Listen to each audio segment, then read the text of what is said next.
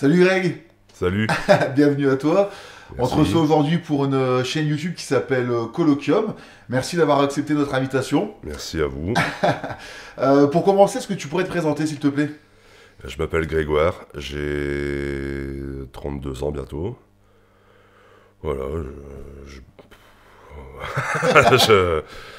je bosse dans une usine pharmaceutique et je suis accessoirement aussi chanteur dans une scène order. Ouais. Bah écoute, merci d'être présent. Aujourd'hui, on va parler de toi, on va parler de musique, bien sûr, hein, avec ton parcours. Tu pourrais nous dire un peu d'où tu viens? Alors, j'habite près de Valenciennes, j'ai toujours vécu là-bas. Du coup, voilà. Et t'es plutôt de la campagne, on va dire quoi. Oui, moi je suis plus campagne que ville, ouais. Ouais. J'habite à Tristan-Léger exactement, mais voilà. Ok. Ouais. Et au niveau de ton cursus de formation? Alors, j'ai fait un bac littéraire. Suite à ça, j'ai voulu enchaîner sur une licence agriculture à Lille, Mhm. que j'ai vite avorté au bout de quelques mois parce que voilà, Lille, la fac, ça m'a. C'était quoi, l'île 2 du coup? Lille 3, Ah, l'île 3. 30 000 personnes, puis je comprenais rien. J'ai fait le premier cours, je me souviens, c'était une meuf d'Erasmus qui avait fait ça, elle était espagnole, elle donnait des cours, je comprenais rien du tout à ce qui se passait, tu vois, je comprenais pas le but je comprenais pas le sujet du cours, tu vois, enfin, j'étais paumé, quoi. C'est que je suis un peu con, tu vois. Je comprenais vraiment rien. J'ai arrêté ça, donc j'ai commencé en septembre, en décembre, je mets fin au truc. Alors pour finir l'année, je m'en vais dans le sud, dans le Var. Mon frère habitait là-bas à l'époque. J'ai bossé 6 mois dans une station-service là-bas. Ah ouais. J'étais caissier de station-service pour une station Shell. Donc je vivais chez mon frère, donc là c'était une grosse désingrée aussi, Ouais. tous les soirs, pump it up. Toi. Et après, donc je reviens dans le Nord et je me dis, bah, je vais reprendre des études autres. Donc là je m'inscris dans une licence d'art plastique à Valenciennes, parce qu'en fait au lycée j'avais déjà option art plastique, Mhm. j'en avais pendant 8 heures semaine, tu vois. Donc j'ai repris licence art plastique, et la deuxième année je dis bon ça m'emmerde aussi, je sais pas quoi faire après, j'arrête tout, quoi. Voilà. Ok. Et donc là me voilà, bah du coup juste avec un bac parce que j'ai rien validé d'autre, et puis bah faut bosser, et j'ai trouvé un boulot aux abattoirs de Ah, Valenciennes. on va en parler. On va en parler. Ouais. Mais pour revenir à la fac, il me semble que Stéphane, quand il était à la fac aussi, il t'avait croisé déjà. Stéphane, il était en fac d'anglais, il me semble, Ah ça se peut, ouais, à c'est Détroit, il t'avait croisé. à Lille 3. Ouais. D'accord, Ouais, moi, j'étais allé à Lille 3 aussi, j'étais d'accord, ouais. en fac d'histoire. Ok, cool. Et à quel moment tu découvres la musique? Quels sont les artistes qui t'ont marqué, les styles, enfin. Alors, première claque musicale, j'étais très jeune, hein, j'étais même petit, j'étais encore gosse, je devais avoir 7 ou 8 ans, c'était Nirvana. Ouais. Nevermind. J'ai trouvé, mon frère avait eu l'album Nevermind je sais plus, un anniversaire, une connerie comme ça. Et du coup, j'ai déjà la cover, elle me faisait marrer, un petit bébé à poil qui nage après un Mm. dollar dans la piscine, là. J'écoutais ça et le premier riff, le riff d'intro de Smells Like Teen Spirit, ça m'a. Enfin voilà, quand ça démarrait, j'ai dit putain, mais c'est énorme, tu vois. Là, c'était ma première claque. Donc l'album, j'étais tellement bloqué par ce morceau d'intro que je l'écoutais en boucle, et puis après, bah, je l'écoutais plus en profondeur, on va dire. Et j'ai eu plusieurs claques avec cet album. La deuxième claque, je pense que c'était la fin de Territorial Pissings, Ouais, qui est ce ultra chant de vénère, fou, ouais. là. Et troisième claque avec cet album, c'est quand j'ai découvert qu'il y avait un morceau caché. Là, j'étais chez un pote, c'était au collège plus tard. J'étais chez un pote, on jouait au Monopoly. Et Ah, donc on a mis l'horreur, quoi. l'album. Et donc forcément l'album se termine au bout d'un moment. Et d'un coup on entend le truc qui est Nameless Endless, je crois que Ouais. c'est ça le nom du morceau, hein. Et plus le morceau hyper chaotique, quoi, enfin la guerre. Et je me suis dit, bah, troisième claque dans la gueule, quoi. Mm. Après, donc ça c'était vraiment pour la période Nirvana.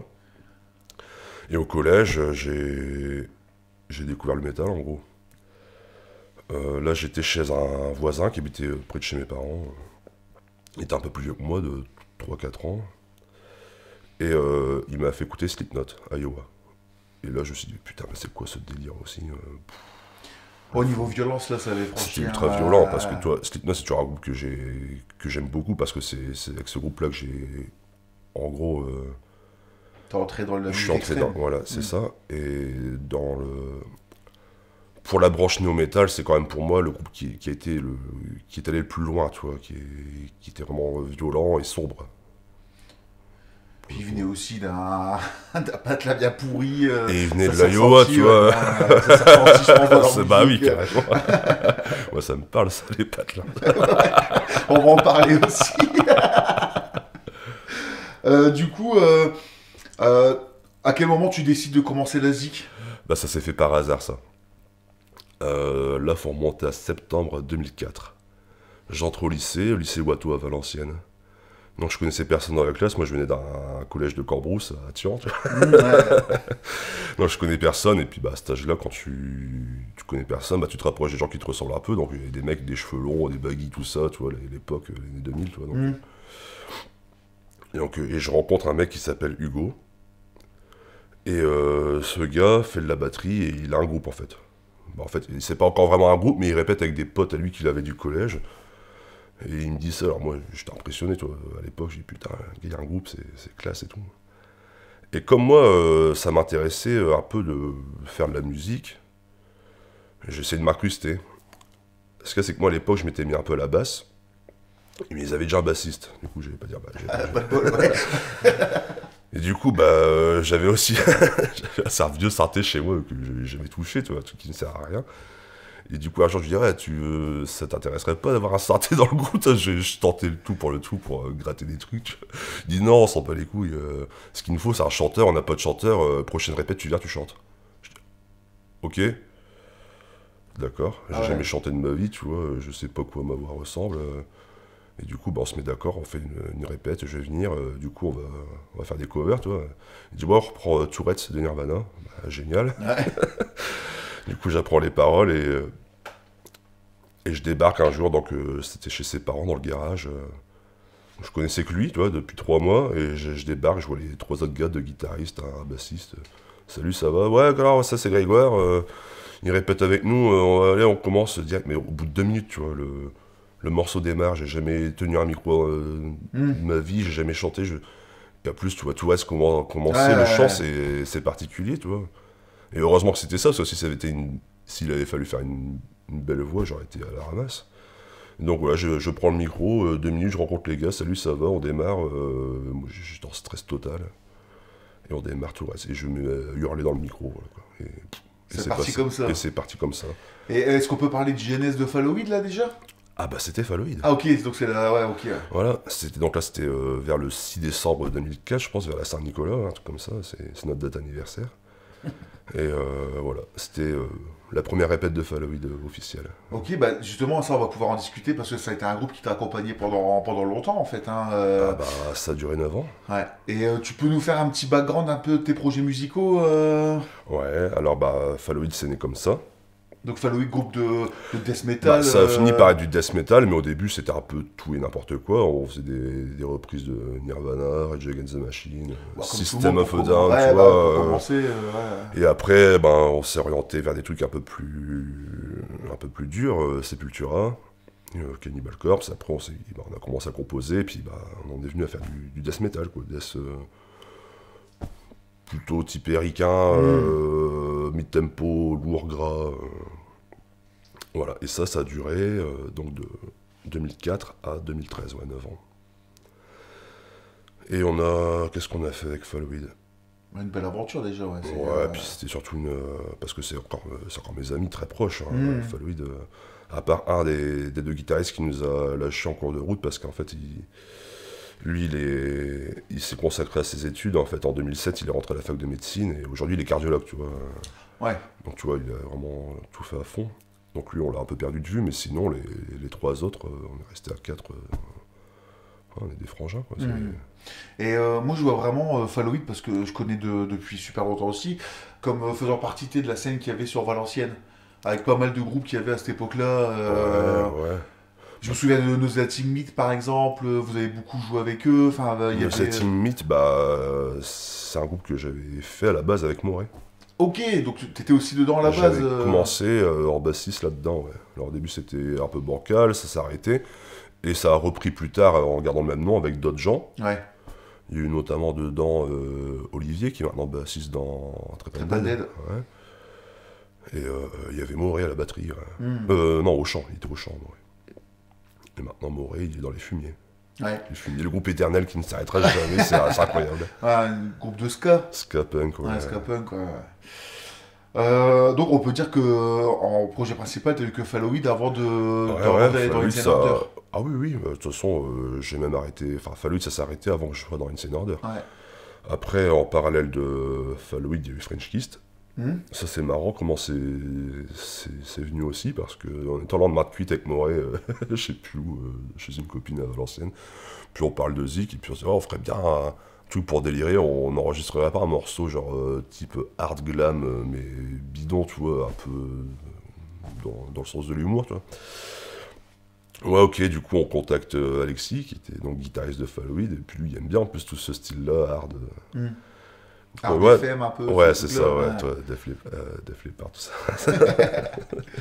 Du coup, on débarque chez lui un jour avec la batterie électronique de Moré, avec son matos pour enregistrer, et puis on se tape un week-end là-bas où on picole bien, et puis on enregistre un morceau, en fait on compose le morceau, je fais les textes, et puis on l'enregistre. Et donc on le diffuse un peu à nos potes, et ils débloquent, putain c'est Grégoire qui chante, la voix elle est chelou et tout, parce que moi je faisais du death à l'époque, du coup on s'attendait pas à un truc comme ça. Et bon voilà, c'était juste pour le délire, ça a duré quelques mois, et puis en fait, après on nous a dit, ouais en fait, faudrait faire un vrai groupe avec ça, formez-vous, et puis faites des concerts et tout. On dit, ouais, pourquoi pas. Et là on rencontre Franck, donc qui est guitariste-chanteur dans un groupe de cover de Rory Gallagher, qui s'appelle Big Guns, le groupe. Et lui, il est chaud pour faire ça avec nous, donc bon, ok, on va répéter chez lui, puis on forme le groupe, et puis voilà, quoi. C'est parti. Ça t'a accompagné à un moment, ça aussi. Ouais, ça, on a dû démarrer vers 2012, et ça s'est arrêté en 2017. Et il y a eu des sorties physiques avec ces deux projets? On a enregistré des trucs, c'est jamais sorti physiquement. Même avec Falloid, il y a pas bien d'album Falloid, qui- si, il y a eu un... Bah, c'est pas vraiment un album, c'est plus un EP, on va dire, quoi. Ouais. Il y avait 7 titres sur... Bah, avec Falloid, on a sorti plusieurs trucs, on a sorti 2 démos et un EP, ouais. Ok. Et tu disais justement tout à l'heure que quand t'as commencé à chanter, t'avais pas forcément d'expérience, t'avais mis devant le fait accompli, allez, c'est parti quoi. Ah ouais, il fallait. Seulement, il y a vraiment une chose qui s'est développée avec le temps, c'est que tu as un chant bien particulier, hein, qui est caractérisé par une puissance dévastatrice. Je pense que c'est vraiment le sentiment qui se dégage quand on te voit en concert maintenant avec Insane Order, et déjà à l'époque avec Falloid, quand tu écoutes les anciennes démos. Quoi. Comment t'en es venu à travailler tes techniques de chant? Tu t'es rendu compte que tu avais cette facilité pour hurler, pour avoir un chant saturé? Bah, Ou... non, bah ça c'est venu par la suite, parce que voilà, je te disais, donc Falloid c'est né à l'époque, j'étais plus dans le néo, mais je commençais à m'orienter vers des choses plus extrêmes. Donc le lycée, c'était aussi notre rencontre. J'ai rencontré Romain qui était dans ma classe aussi avec Hugo. Romain, c'est actuellement le chanteur-guitariste de Norn. Ouais. Et lui, il m'a fait découvrir plein de groupes, Morbid Angel, Cannibal Corpse, des trucs vraiment même en death européen, Unleashed, Bolt Thrower, tout ça. Norn, groupe de Doom, Du Doom, ouais. sur Valenciennes, hein. Ouais, dans lequel joue Stouff aussi. Ouais, le batteur Ouais, d'Insane Order. ouais, c'est ça. Donc, ouais, ça m'a plu, là, forcément. Après, t'essayes de faire ce que t'aimes, quoi. Et puis, bah, ça a marché, quoi. Ouais. Voilà. Donc, pas d'exercice particulier, vraiment. Non, puis enfin, le truc qui est particulier quand t'es chanteur, c'est que, enfin dans ce style-là en tout cas, c'est que tu peux pas répéter tout seul chez toi. Quand t'es guitariste ou bassiste ou quoi, tu peux bosser tes morceaux chez toi. Là, tu vas pas être dans ta chambre à te mettre à hurler comme un con, à faire du death, tu vois. Du coup, ça se fait uniquement en répète, et puis bah, c'est au fil du temps, tu te dis, ah, bah, j'arrive à faire ça, voilà. Tu Bah, travailles en tout cas, répète, bien, et puis parce après les que concerts. ça reste impressionnant à voir, quoi. Tu vois. On va en venir à ton projet principal, Insane Order. Ouais. Donc, groupe, on va dire, de Death Grind, ça te va? Ouais, ça va, ouais. Comment, toi, tu pourrais le définir, du coup? Comment Le vous en êtes style. comment il est venu? Comment... Alors, Moi, j'ai intégré Insane Order en dernier, en fait. C'était vers janvier 2015. Je reçois un message de Stouff que je connaissais parce qu'en fait, quand j'avais Followed, on a beaucoup tourné avec Crasté. Ouais. Donc Crasté, c'était l'ancien groupe de Stouff. Qui faisait partie de cette scène de Valenciennes, qui jouait avec Followed, etc. Ouais. Trépan, Nosati Meat. Goriptic aussi. Ouais. Pour nous, les deux groupes phares de Valenciennes, quand on était vraiment plus jeunes, c'était Goriptic et Trépan Dead. Ouais. C'était le duo gagnant. Les champions. Quand on jouait avec eux, on se prenait une claque à chaque fois. Pour nous, c'était la guerre. Quoi. Donc du coup, je sais plus ce que je disais. Pour Insane Order. C'est Stouff qui t'a contacté. Il m'a dit, on a un groupe où on se cherche un peu encore, on sait pas trop ce qu'on fait. À l'époque, il voulait faire du death atmosphérique, tu vois. Ah ouais. Ça te dirait pas de venir, on cherche un chanteur pour vraiment chercher ce qu'on va faire, quoi. Je dis, ok, j'ai fait une répète, ça a marché, on a continué. Donc au début, c'était des morceaux, ça saquait déjà un peu, mais c'était pas encore ce que c'est aujourd'hui. Et puis ça a continué, donc j'ai commencé à répéter avec eux en janvier 2015, les premiers concerts 31 octobre 2015 à la Taverne des Grès à Douai. La fameuse. La fameuse. Donc le groupe est composé, il y a toi au chant, Stouff, on en parlait à la batterie. Stouff à la batterie, donc, qui était l'ancien batteur de Crasté, et actuellement batteur aussi dans Norn, qui est un groupe de Doom. À la guitare, il y a Mask. Donc Mask qui était guitariste dans Chili Con Carnage, qui était aussi bassiste dans Crasté avant que ça s'arrête, il a dû faire 2-3 dates avec eux. Et saxophoniste dans Evil Skunk. Exact. À l'époque. Et à la basse, c'est G, le frère de Stouff, qui avait pas, il y avait rien eu avant lui. Je sais qu'ils ont beaucoup joué ensemble étant plus jeunes. Ils faisaient ils répétaient ensemble, ils faisaient beaucoup de reprises de Nirvana aussi. De toute façon, Nirvana, je pense que c'est un groupe qui a marqué une génération. Tout le monde en fait. Tout le monde parle. Mais j'ai commencé par Nirvana, c'est incroyable. Waouh. S'il n'y avait pas eu Nirvana, je pense qu'il n'y aurait pas de groupe aujourd'hui. On ressent une grosse patte, une grosse influence Napalm Death, moi je trouve, dans Insane Order. Et ça se ressent aussi du coup dans je dirais pas dans ton chant, mais dans ta gestuelle, tu vois, au niveau... Est-ce que Barney, ça a été une influence pour toi Oui, oui.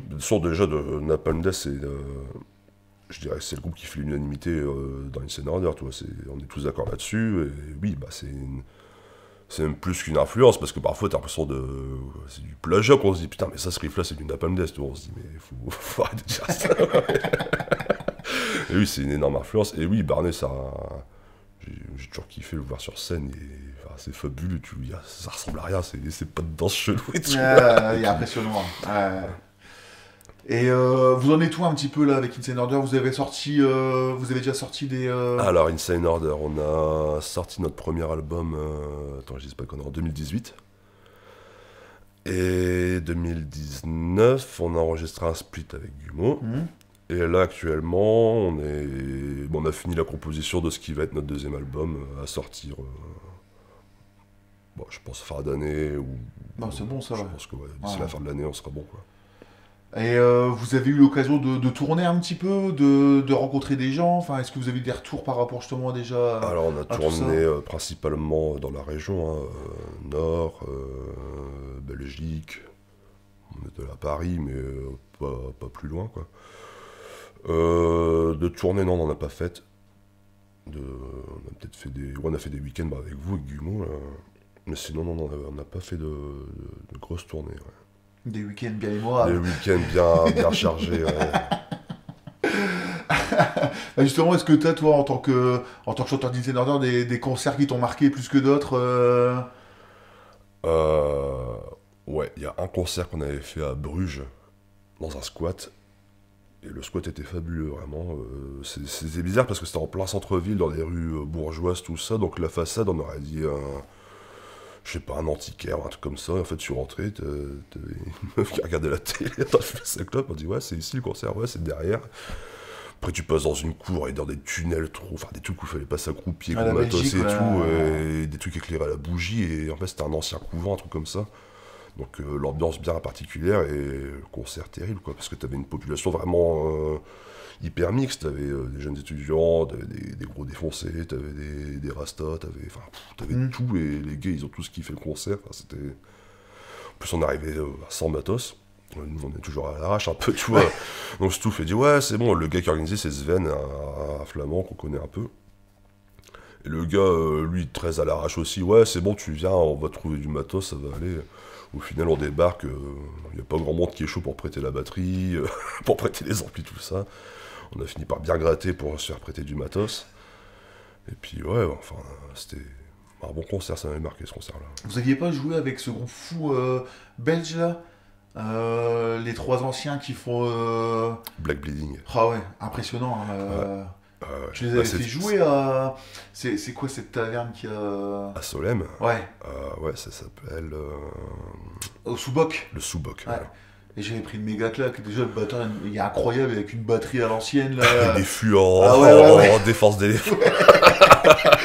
Et puis un sens de l'humour bien affûté. Ah ouais, le gars, on dirait Benoît Poulvard, de toute façon. Et puis, ouais, il y a déjà de la bouteille, le gars, puis il sac. Ah ouais, impressionnant, ouais. Ouais, c'est mecs, ils font bien délirer. Moi, j'ai en souvenir le concert que vous aviez fait à Paris, où je vous ai vu un paquet de fois en concert, quoi. Et je trouvais que vous aviez vraiment été incisif, c'était vraiment la purée, quoi. Paris au cirque électrique, ouais. Ouais. Bah, c'était on avait fait 3 dates ce week-end-là. On avait fait le Barabao à Bailleul. La Zarzinerie à Bruxelles. Ouais, la Zarzinerie à Bruxelles. Et puis le dimanche à Paris. Ouais. Sacré week-end aussi. Ouais, je pense que le serveur du cercle électrique s'en rappelle. À la belle pomme. À la belle pomme, ouais. Bah, trop bien, écoute, on a abordé un peu ton parcours musical, on va se pencher, si tu veux bien, sur ta vision de la scène. Ouais. Et de la musique en particulier. Et on aurait aimé savoir un petit peu quelle vision tu portais sur la scène, on va dire la scène régionale déjà. Bah, elle est assez riche, quand même. T'as quand même une bonne poignée de groupes, hein. Tu repenses, t'as des groupes qui tournent beaucoup. Enfin, dans le grind, t'as Unsu, t'as Jodie Faster qui tourne énormément dans le punk hardcore. Après, t'as aussi énormément de groupes naissants. T'as Otage qui est un super bon groupe qui promet pour l'avenir. Carrément. Ouais, c'est une scène riche. Après, j'ai l'impression qu'actuellement, enfin après c'est peut-être parce que on fait ce style de musique, mais j'ai l'impression qu'elle est très orientée punk, hardcore, grindcore, et qu'il y a 15 ans, genre quand j'étais dans la Halloween, j'ai l'impression qu'il y avait beaucoup plus de death, de trash, tout ça. Est-ce que c'est pas aussi, selon toi, parce que la scène a réussi à plus se construire autour de, tu sais, je trouve que c'est une scène, j'ai été dans la scène métal comme toi par exemple, hein, et j'ai pas retrouvé dans la scène métal ce côté solidarité, échange et tout qu'il y a dans la scène fast et tout, grind. Bah, c'est peut-être ça aussi qui a fait que ça finit par tomber, quoi. Ouais. C'est vrai que t'entends plus vraiment beaucoup de groupes de métal, Non. Je crois qu'il y a un groupe qui existe encore, ouais si ça existe encore, Death Agony, qui est du death, quoi. Ouais. Mais enfin, ils existent encore sans trop tourner. Mais... Beaucoup de changements de line-up et tout. Ouais. Et on aurait aimé avoir un petit peu, parce que on se connaît bien, et t'as une vision de la musique assez particulière. Est-ce que tu pourrais nous en parler? Parce que je sais par exemple que t'apprécies tout ce qui est jusqu'au boutiste en fait dans la musique, quoi. Donc en quoi justement c'est important pour toi de... Bah... Déjà le style de musique qu'on fait, c'est un exutoire déjà, donc ça... Donc, enfin, comment dire, c'est important parce que ça te permet de lâcher prise, tu vois, de te défouler. Enfin, moi, tu vois, je fais pas de sport, je fais de la musique. Enfin, je sais pas comment dire, mais... Attends, comment je pourrais expliquer ça? Enfin, moi, je te posais la question dans le sens où on a le sentiment que tu veux tout faire à fond, en fait. Aller toujours plus loin dans la violence et dans le... Bah, ouais, parce que déjà, le style veut ça, et puis si tu le fais à moitié, ça vaut pas le coup, quoi. Enfin, si tu fais des trucs comme ça, enfin, si tu fais un live dans l'esprit de te préserver, ça sert à rien. Il faut que ça dégueule, quoi. Faut que ça... Après, il y a il y a la face sombre de ça, parce que moi, je me mets des sacrées mines en parallèle, tu vois. Pour moi, un concert, c'est toujours la fête avant de faire un concert, et ce qui est un peu parfois dommage, parce que parfois, je joue dans des états où je suis Limite. je suis limite à pouvoir assurer le concert, quoi. Mais, ouais, enfin, je sais pas, c'est... Et t'as déjà eu l'occasion de rencontrer, selon toi, des personnes qui posaient, en fait, qui disent ou revêtent une mentalité qu'on attend d'eux, ou qu'on attend d'eux en étant dans une scène? Bon,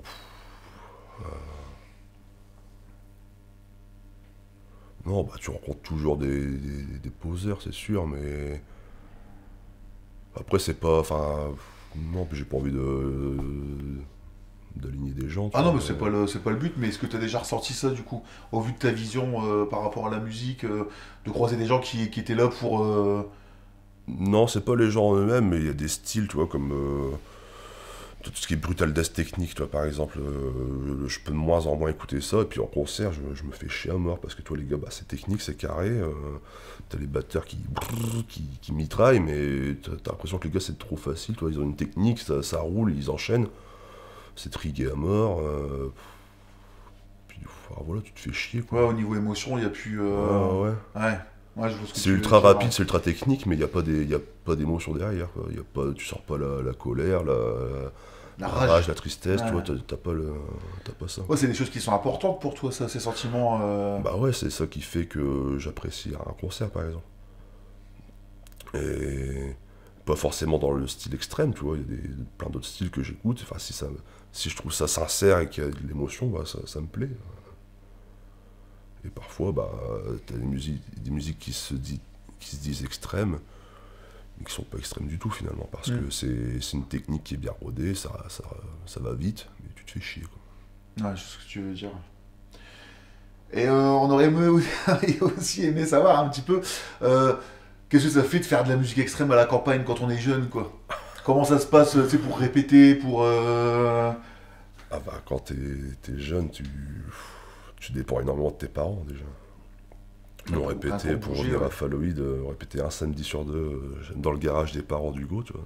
Donc, pendant des années, ils nous ont supporté le samedi après-midi à faire le boucan chez eux. Et puis, bah, ouais, quand t'es jeune, t'as pas le permis, bah, c'est les darons qui t'amènent.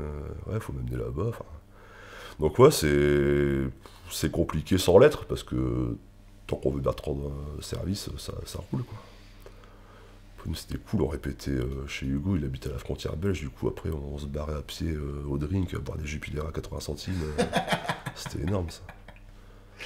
Et on t'a déjà entendu dire une fois à un concert sur Valenciennes que tu t'aimais pas Lille. Et de façon générale, t'aimais pas les villes, en fait. Je sais J'aime pas pas si tu te la souviens. euh, qu'est-ce qui te déplaît là-dedans, en fait, le fait de jouer dans les villes ou de... C'est pas que ça me déplaît de jouer dans les villes en fait, après je dis des trucs parfois ça m'échappe, tu vois, mais... Non, la ville ça m'insupporte, c'est trop tout le temps, plein de gens, plein de bagnoles, plein de... Enfin, je sais pas en fait, c'est compliqué pour moi la ville, quoi. Puis ouais, je suis né à la campagne, j'ai toujours vécu à la campagne, pour moi c'est... Tu vois, le moi terroir. je squatte des vieux rades avec des gros pochetrons, enfin toi des trucs... La culture bistrot, quoi. Ouais. Ouais. Bah, je bosse dans un bistrot, hein, en plus, Alors, on va en parallèle, discuter aussi, justement. ouais. Donc oui, en fait, c'est pas que j'aime pas l'île en particulier, c'est que non, j'ai du mal avec la ville, tu vois. Et il s'est passé un truc assez incroyable lors d'une interview précédente avec Gras. Je sais pas si tu l'as vu. En fait, le gars, il vit dans le sud depuis des années, il a créé sa brasserie artisanale et tout.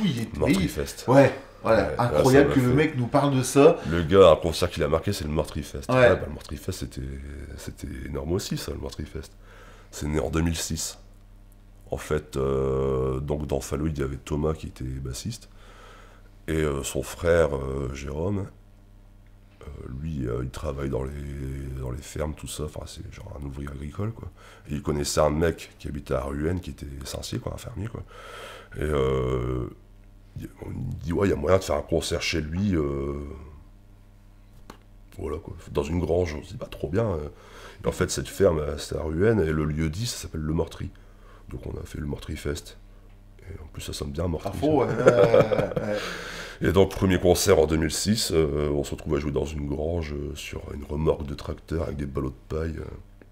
D'ailleurs c'était un truc hyper dangereux parce que la grange avait 15 tonnes de foin, toi, et tout le monde fumait et tout. Enfin, c'était un truc... on aurait pu tous crever. Donc là c'était la première édition dans la grange, et après du coup on a réitéré, puis c'est devenu un peu plus gros. Quoi. En extérieur du coup. Ouais, en Mais extérieur. toujours sur la fameuse remorque. Toujours sur la fameuse remorque avec les ballots de paille. Ouais. Donc on a fait 2006, 2007, 2008. 2009 ça a été annulé, la veille, à cause d'un petit couac. En fait on avait un pote, il a fait tourner l'information comme quoi on allait faire le Mortrifest, et il a envoyé un mail, je crois, à une meuf qui bossait à la Voix du Nord. Et du coup la meuf elle dit bah c'est cool, je vais mettre une annonce dans la Voix du Nord, alors que c'était un truc qui était... c'était pas déclaré, tu vois, c'était chez un particulier et tout ça, donc c'était que du bouche à oreille, venez qui voulait, mais fallait qu'on se connaisse quand même un peu, tu vois, fallait pas faire de pub parce qu'on était chez un gars, il voulait pas qu'il y ait n'importe qui se pointe et puis que ça parte en vrille. Et du coup, quand il y a eu ça dans la Voix du Nord, les RG ont contacté le fermier, Patrice. Il dit ouais, qu'est-ce qu'il va y avoir chez vous, c'est de la techno, toi, il pensait qu'il allait avoir une rêve, tu vois, et, du coup, ils se sont pointés, ils ont pris des photos du lieu et tout. Donc on a décidé d'annuler parce qu'on a eu une pression. Après le maire, la ville était au courant qu'on faisait ça, mais il dit ouais, ça part en couille, faut pas le faire cette année. Donc 2009 ça a été annulé. Et on l'a refait en 2010 pour la dernière édition. Et ouais, c'était... Il y avait un état d'esprit particulier, hein. C'était vraiment c'était authentique, une forme d'authenticité. C'était vraiment dans la cambrousse, quoi. Chez Argo, dans une vieille ferme, toute défoncée. Et puis, c'était énorme. Chacun ramenait ses merguez et ses bières, et puis on foutait des barbecues, tout. Enfin, c'était un petit festival. Je pense que la dernière année on l'a fait, il devait y avoir peut-être 200 personnes. C'était quand même un truc pas mal. Tu vois. Et vous avez jamais eu l'envie de remettre ça ? Si. Là, après, actuellement, on n'est plus trop en contact avec la personne qui nous accueillait. Puis, il commence à vieillir aussi, Pépère, quoi. Ah, bah ouais. Peut-être qu'il y a autre chose à foutre que d'accueillir. Parce que le lendemain, il faut quand même tout nettoyer et tout. Enfin, tu reçois quand même des gens chez toi. Il n'y a pas de toilette, donc... voilà, t'as plein de gens qui rentrent chez lui pour aller aux chiottes. T'en as même qui ont abusé, qui se sont servis dans son frigo et tout. Enfin, toi, qui ont fait des cons. Enfin, toi, il y a toujours de l'abus, mais... Donc, réitérer, on aurait bien eu envie, mais bon, on n'a pas trop cherché à le faire non plus. Ça reste compliqué, hein. Même moi, je m'étais renseigné un petit peu, pour trouver dans la campagne, justement, des endroits, mais trouver des gens qui sont d'accord pour accepter, pour accueillir des événements comme ça reste compliqué à trouver, quoi. Après, ça se comprend aussi, toi, tu fais ça chez toi, tu sais jamais ce qui peut se passer. Voilà. On sait. On va parler un petit peu de l'aspect lyrics et paroles, si tu veux bien. T'as investi dedans, c'est toi qui as écrit les paroles pour Insane Order. La thématique tourne souvent autour du social et de la politique, justement. Tu traites de la souffrance animale, de l'exploitation, de la fatalité et plein d'autres sujets, en fait. Comment ça t'est venu, ça ? Après, déjà... c'est un peu le thème fétiche du style, tu vois. Comme on disait, on est des gros fans de Napalm, t'écoutes Napalm, les textes, ça fait 30 ans que ça tourne autour du même sujet, c'est... l'exploitation des hommes, l'exploitation animale, la misère sociale. Puis c'est... Quand tu fais des textes, t'essaies de dire un truc, donc... toi, je me vois pas écrire des morceaux comme Cannibal Corpse, c'est-à-dire... de cadavres et de zombies, tu vois. Donc... mais ça reste des thématiques qui te sont chères, du coup. Si ça fait 30 ans qu'elles sont là, c'est qu'elles sont quelque part universelles et que les choses ne changent pas. Oui, c'est ça le truc. Donc heureusement qu'il y a la misère, parce que sinon il n'y aurait plus de grindcore. On continue d'être pauvre. Est-ce que tu as des souvenirs marquants, toi, de concerts ou de festivals ? Oui, plein. Pas forcément en tant que musicien, je dirais même en tant que spectateur. En tant que spectateur, ouais, j'en ai plein. L'Obscene Extreme 2018, ça a été Cette année-là, j'avais 3 semaines de congé en juillet, j'ai fait 3 festivals d'affilée. J'avais fait un vieux festival, pas un vieux festival, c'était un très bon festival, Paradisiac Field, à Londres aussi. Après, j'ai fait une semaine à Dour, et après une semaine à l'Obscene Extrême. Donc c'était éprouvant physiquement d'enchaîner tout ça. Parce t'avais l'air fatigué déjà en arrivant, ouais. Ouais. Mais ouais, enfin, des bons souvenirs. Bah, moi, dès que je suis en festival, je m'amuse, je bois un coup, je suis avec les copains, je suis bien, tu vois. Enfin, il m'en faut peu. C'est marrant, on a reçu beaucoup d'invités qui citent l'Obscene Extrême, tu vois, en tant que... C'est vrai que je me souviens d'être... quand on est rentré, c'était la première fois que j'y allais, c'est la seule fois où j'y suis allé d'ailleurs. Quand t'arrives devant le truc, je sais pas, je suis sorti super bien, tu vois.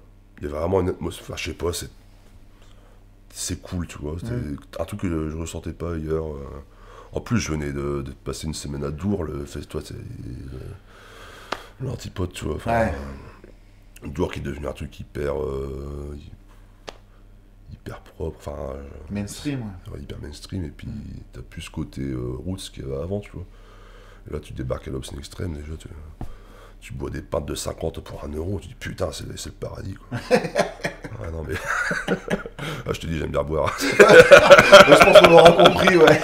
Mais je me souviens d'une fameuse tirade que tu avais sortie justement à base de tokens et de... Une demi-couronne, me faites pas chier avec vos fantaisies. Avec du rhum et tout, ouais. C'est un super souvenir. C'est un super souvenir. On va parler un petit peu de tes expériences professionnelles parce que tu as aussi des choses super intéressantes, je trouve, à dire là-dessus, quoi. Tu nous disais tout à l'heure que tu allais travailler dans un abattoir, quoi. Ouais. Donc ça reste assez rare de rencontrer des personnes qui ont fait cette profession, quoi. Ouais. Est-ce que tu pourrais nous en parler un petit peu, en particulier ce qui t'a marqué, est-ce que ça a changé dans ta vision justement de... L'abattoir, c'est une sacrée expérience, puis ça dure un moment, quoi. 3 ans, 3 mois, 4 jours, exactement. Donc ouais, je disais, c'était... à l'époque, j'avais arrêté mes études, donc j'avais fait la licence d'art plastique, j'avais fait 2 ans, puis j'ai arrêté. Donc je me suis dit, j'arrête mes études, il faut que je bosse, parce que j'en ai marre de pas avoir de thunes, tu vois, d'être chez mes parents, toujours galérer et tout. Et j'ai une amie qui me dit, je connais le fils du patron des abattoirs de Valenciennes, apparemment il cherche un gars là. Bon, ouais, ok. Ça me bottait pas plus que ça, mais bon, ça fait un taf, quoi. Et donc je contacte le gars, je vais le voir. Ouais, ok, ça marche, tu peux travailler, quoi. Bon, d'abord, on va faire une visite pour que tu vois le truc, pour voir si tu supportes, quoi. Parce que tu peux très bien commencer, tu vas voir les premiers abattages, tu vas dégueuler, tu vas rentrer chez toi, quoi. Ok, donc on va faire la visite, ouais, bien marquant, quoi. Quand tu vois les bêtes qui viennent de se faire saigner, suspendues par les pattes, en train de se vider de leur sang, qui tremblent encore, qui pissent et qui chient, tu vois, des organes accrochés partout sur des chariots, des grosses pointes en fer, des trucs... Puis tu vois les mecs couverts de sang, de merde, en train de saquer les pattes, enfin tu vois des trucs... ouais, bien bourrin, quoi. Ouais, bien trash, ouais. Et donc j'ai commencé comme ça, et puis j'ai duré 3 ans, je sais pas comment j'ai fait pour faire ça 3 ans, c'est énorme en fait. Donc ouais, ça m'a appris plein de choses, quoi. Enfin, quel genre de personnes tu rencontres là-dedans? En fait c'est ça, je pense qu'il m'a... Au-delà de la mort, de la souffrance des animaux, des odeurs, tout ça, c'est vraiment des carpettes, les gens, en fait. Ils sont hyper serviles, moi j'ai eu des gars là-bas je pense que tu verras ça jamais nulle part ailleurs. Il y a un mec qui bossait là-bas, il vivait à l'abattoir. Il vivait dans tu vois, les cabanes de chantier, là, les préfabriqués, les trucs. Et il vivait là-dedans, en fait. Le patron lui avait fait ramener ça. Comme le gars était en galère, il n'y avait pas trop de thunes, il pouvait pas se payer un loyer, il le faisait vivre dans un cabanon de chantier. Donc il y avait l'électricité, mais il n'y avait pas l'eau, donc il faisait sa vaisselle dans le réfectoire de l'abattoir, il se lavait dans le vestiaire. Genre la nuit, il se levait pour aller chier, il allait dans les vestiaires de l'abattoir, tu vois, il devait sortir. Et le gars, il avait, sur son compteur, il devait avoir 90 jours de congé, il pouvait jamais les prendre, et quand il prenait une journée de congé, il faisait les pousses de l'abattoir, tu vois. Ah, ok. Mais il y avait un collègue aussi, Stanislas, lui, il avait 60 berges, il faisait 25 bornes en vélo pour venir, tu vois, pour venir bosser. Le gars, il avait des varices grosses comme des chambres à air sur les guiboles. Et le gars, il était à l'éviscération. Toi, c'est le truc des trash où tu ouvres la panse de la bête, tu sors l'estomac, les boyaux.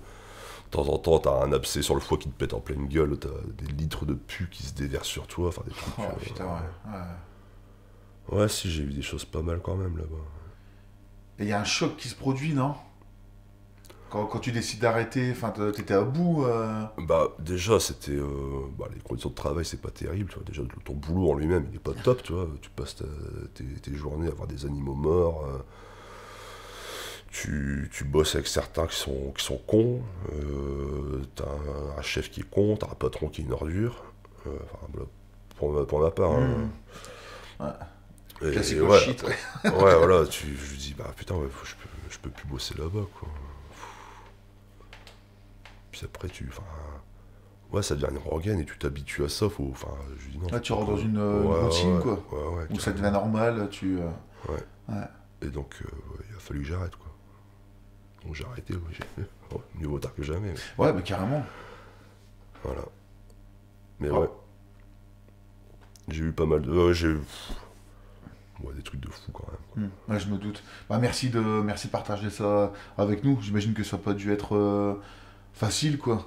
Et après, voilà, personne ne m'a forcé non plus, tu vois. Je l'ai fait, j'ai accepté de le faire. Faut pas faire la victime non plus. Tu vois, non, c'est pas l'objectif. Mais il me semblait que ça avait changé justement. T'étais devenu végétarien ensuite. Ouais, j'ai été végétarien pendant 2 ans et demi. Là, je bouffe de la viande par pur égoïsme, faut pas se leurrer. Mais ouais. Pendant 2 ans et demi, j'ai pu bouffer viande ni poisson. Ouais, parce qu'après, forcément, quand tu vois comment ça marche et tout, tu réfléchis un peu plus. Ouais. D'ailleurs, ça, c'était mon gros avantage dans les débats quand j'étais végétarien et que les gens me disaient ouais, mais non, machin.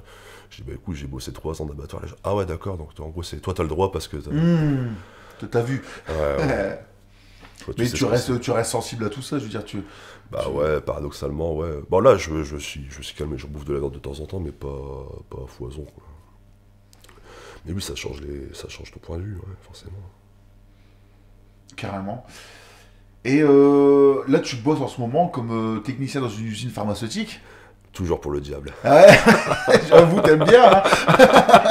Mais quelque part, c'est cool parce qu'on peut faire un lien avec l'actualité. Ah bah là, tu bosses dans une usine qui fabrique des vaccins. Ouais. Tu peux nous expliquer un petit peu justement en quoi consiste ton taf, les vaccins que vous fabriquez Alors, moi, je suis en production de vaccins lyophilisés. C'est particulier, on a une usine qui fait que du vaccin, donc on fait trois types de trucs. En fait, on fait des vaccins en seringue, des vaccins en flacon sous forme liquide et des vaccins en flacon sous forme lyophilisée. Donc, moi, je bosse dans le vaccin lyophilisé. Donc, en gros, mon travail, il est... en début de chaîne, tu as un flacon qui est vide et sale, on va dire. Ah, ok. Et en fin de chaîne, il est stérile, capsulé, serti, avec un vaccin qui est lyophilisé dedans. Ça fait une petite pastille de vaccin lyophilisé.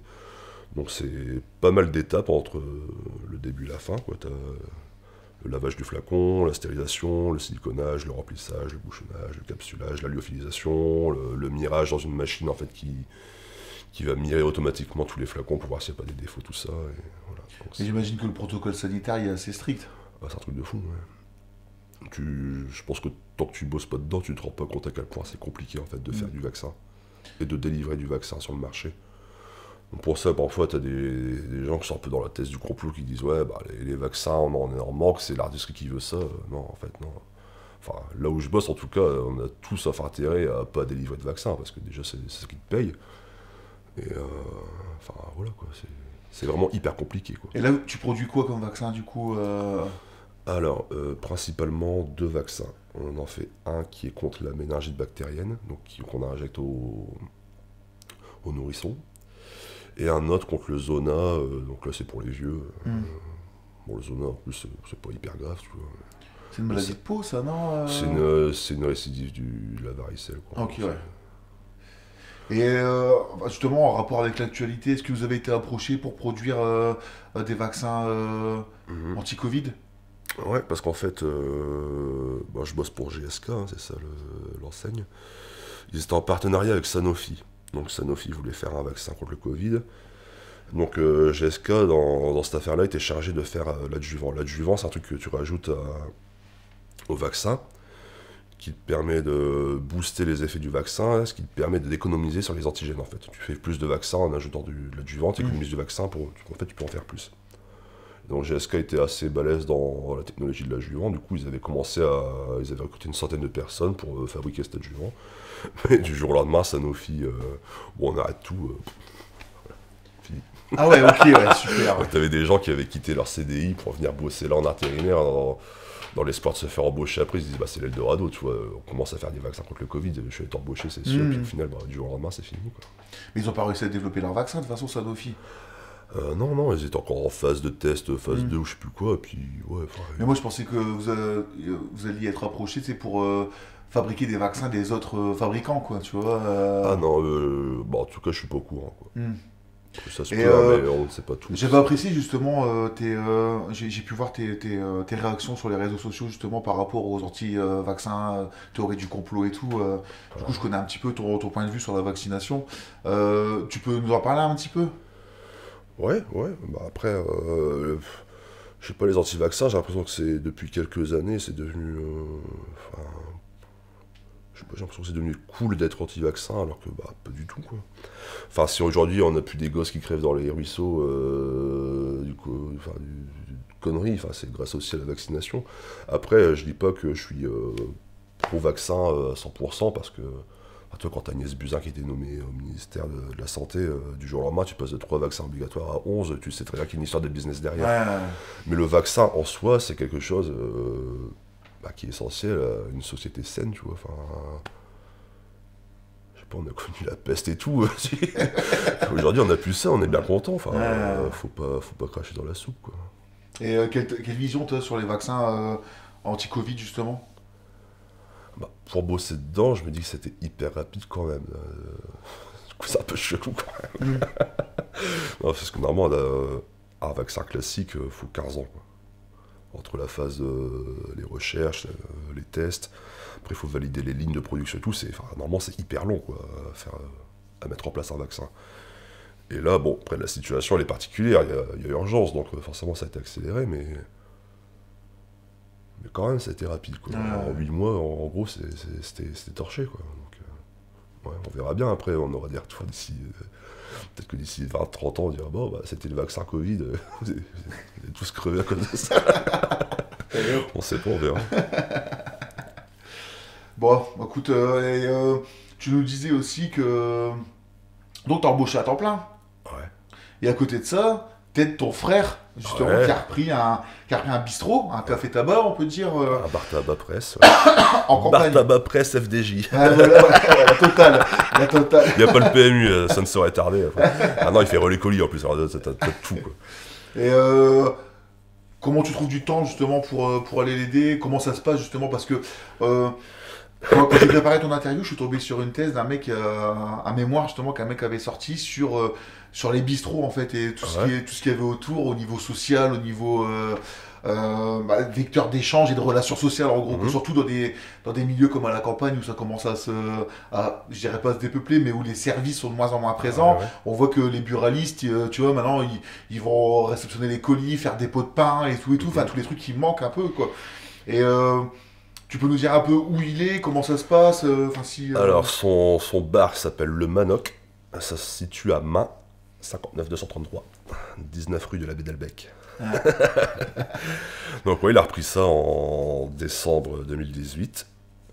Et donc, ouais, bar, tabac, presse, FDJ. Donc, je bosse là-bas en plus de l'usine Pharma, quoi. Donc à l'usine, je suis posté, je fais 6-14 ou 14-22. Alors ce qui fait qu'une semaine sur deux, je fais le vendredi après-midi au bistrot et l'autre semaine, je fais le samedi matin. Donc voilà. Quand le bar était ouvert, je servais des pintes et des pinards. Et puis maintenant, je ne sers plus que des cigarettes et des jeux à gratter, quoi. Ouais. Et des journaux. Et tu retrouvais justement cette ambiance que t'aimes bien, tu nous parlais que t'aimais bien squatter dans les bistrots et tout. Ouais, c'est dingue, quoi. Enfin, puis tu vois des gens que tu rencontres pas justement dans des villes comme Lille, tu vois. Enfin, c'est des gens vraiment pur terroir, quoi. Ils font délirer, quoi. Ils ont des façons de parler, des façons de voir les choses. Et t'es confronté un peu à. On se pourrait qualifier de misère sociale, hein, un petit peu, de désespoir, de, tu sais, tout ça. Bah, t'en as, ils ont que le bistrot, tu vois. Ouais. Tu vois, il y a un client, il est quasiment aveugle, il a un problème de. Enfin, une maladie des yeux depuis sa naissance, et. Ah, tu vois, il a que ça. En gros, il a pas de femme, pas d'enfant. Il vient tous les jours et c'est ce qui le tient, je pense, en vie, tu vois. Son instant de socialisation. Bah, quoi. c'est ça. Et Ah. puis, bah, il a plein de potes ici, tu vois. S'il n'y avait pas ça, je pense qu'il serait pendu, tu vois. Je te ferai tourner le document que j'ai trouvé. Franchement, Ouais, c'est ça marche. super intéressant. Non, puis c'est. Enfin, franchement, les bistrots, c'est. Puis tu rencontres des gens, après, après c'est de l'entraide et tout, tu vois. Tu rencontres de tout. T'as besoin d'un coup de main pour ça, bah ouais, vas-y, il te faut une remarque, bah j'en ai une, je vais te la prêter. Enfin, tu vois, c'est plein de choses qui peuvent paraître bêtes, tu vois, mais en fait, c'est. Du service, Bah direct, ouais, en fait, ouais. de l'échange, de la solidarité. Tu fais un truc, bah, bouge pas, demain je te le dépose, tu vois. Non, c'est des choses super cool, quoi. Et tu te verrais évoluer dans un truc comme ça plus tard À temps plein, non. Non. Non, c'est. Non, c'est trop de. C'est trop de travail. Il me faut un peu de temps pour me reposer quand même. Ah. Tu vois, lui, il est ouvert 7 jours sur 7, du matin au soir. Voilà, maintenant, il a un employé à 30 heures semaine, donc tu vois, il peut se libérer un peu, mais au début, C'est ta vie, quoi. il faisait 7h, 20h tous les jours, quoi, quasiment. Sauf le dimanche. Et ouais, enfin, moi, je me vois pas faire ça, tu vois. Ah. En plus, bah, tu vois, t'as eu le Covid entre deux, du jour au lendemain, on dit, bah, tu fermes le bistrot, Enfin, tu vois, c'est plein d'incertitudes, c'est hyper risqué. Bon, là, il s'en sort très bien, tu vois, parce qu'il marche bien au niveau du tabac des jeux. Mais non, c'est trop de risques. Je me doute. Il y a un truc aussi que, que je voulais aborder avec toi, c'est qu'on a une passion en commun pour les répliques de films. Oh putain. Ah. Et tu t'es bien connu pour ça aussi, quoi. Alors, je vais te poser une question compliquée. Hein. T'en auras deux de questions compliquées en plus. D'habitude, il n'y en a qu'une, que tu vois. Mais là, toi, t'en auras deux. Si tu devais nous sortir ton top 3 de répliques de films. Oh putain. Bah non, c'est pas possible. Déjà, tu peux mettre les visiteurs complets, les trois frères complets, tu peux mettre Jurassic Park en complet, tu peux mettre Terminator 2 complet. Enfin, tu vois, c'est trop, tu vois. Après, déjà faire un top de mes films. Les films qui m'ont le plus marqué dans mon enfance, bah, c'était Jurassic Park, Les Visiteurs, Terminator 2, je pense. C'est bien, déjà. Ouais. Après, il y en a encore plein, tu vois, mais là... C'est vrai qu'on a fait des week-ends complets sur les visiteurs, quoi. Ah bah oui. Tu sais que nous, on répète avec Insane Order, je pense qu'il s'est pas passé une répète sans qu'on fasse les trois frères, la tirade du vieux raciste, là. Mais un bougnou, il leur voudrait pas de ta fille, tu vois. Ce passage, on se le fait à chaque fois, quoi. Je sais pas pourquoi. Ouais, il est dingue, le film. DJ, vous avez vu. Ça, pour une fois, t'es pas content d'aller. Ah ouais, c'est incroyable. Ok, on arrive doucement à la fin de l'interview, donc merci à toi déjà. Pas de rien, merci à vous. Qu'est-ce qu'on pourrait te souhaiter pour le futur? Une bonne santé pour tenir mon rythme d'alcoolique. Ah ben... qu'on ait une reprise des concerts déjà, qu'on puisse retrouver une vie à peu près normale, tu vois, un peu comme avant. Ce serait déjà très bien, parce que là, on devient fou un peu, tu vois. Moi, j'ai plus de bistrot, je suis malheureux, quoi. Non, sérieux, quoi. Mais ouais, voilà. C'est déjà ça. Continuer comme ça, voilà, une bonne santé, et puis... Un bon album avec Insane Order. Un bon album avec Insane Order, une reprise de vie normale, et puis des copains à la fête, voilà, quoi. Voilà. Ça roule. Il y a des sujets en particulier que tu souhaitais aborder? Qu'on n'a pas forcément... Bah écoute, je pense qu'on a fait le tour, non? Ouais, pas mal. Non? On a fait le tour, je pense, là, niveau musique, boulot... Ouais, Philosophie. philosophie, réplique de film. Bon, on va finir avec la question traditionnelle, du coup. Est-ce que tu pourrais conseiller aux auditeurs 3 albums? Oh. 3 albums. Si, j'écoute pas grand chose en plus, moi. Bon, des albums qui t'ont marqué. Alors, dernièrement, System, Graveyard Earth. Ouais, il a mis une claque celui-là. Ouais. Après, j'écoute que des classiques, tu vois. En ce moment, je réécoute Evolution through Revolution de Brutal Truth, tu vois. J'ai pas mal rodé Bolzer aussi, dernièrement. J'écoute un peu de tout. J'écoute beaucoup aussi Comme Truth en ce moment, c'est de l'électro. Mais voilà. Bon, c'est bien déjà. ABBA. Ouais. Ouais, je suis fan d'ABBA. Trop bien. Dancing Queen à mort. Voilà. ABBA. Écoutez ABBA. Ça roule. Bah, merci à toi. Merci à vous. À bientôt, Greg. Merci d'avoir accepté notre invitation. Merci beaucoup. Salut.